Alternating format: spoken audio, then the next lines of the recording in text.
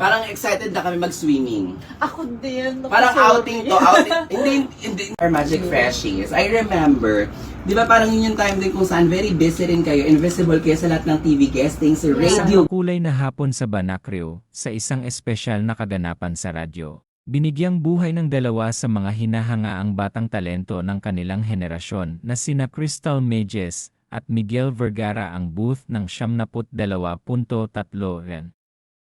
Bitbit ang kanilang natural na charm at masayang enerhiya, mainit silang tinanggap sa programang kinagigiliwan ng marami.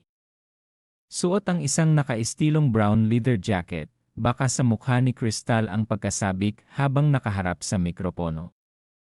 Sa kabilang dako naman, si Miguel ay naging komportable sa kanyang simpleng dark sweater, na tila sanay na sa pakikipag-ugnayan sa mga tagapakinig.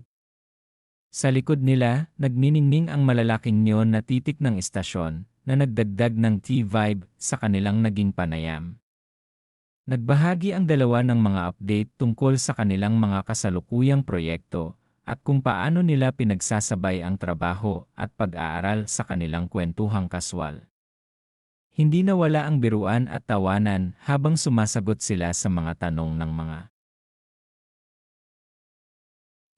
na lalong nagpalapit sa kanila sa mga tagapakinig ng Banacreo. Sinamantala nina Crystal at Miguel ang pagkakataon upang pasalamatan ang kanilang mga taga-suporta na walang sawang nagmamahal sa kanila simula pa noong bata sila sa industriya. Ang pagbisitang ito ay hindi lamang basta promotion. Isa itong patunay na sa kabila ng kanilang tagumpay, nananatiling grounded at madaling lapitan ang dalawang aktor.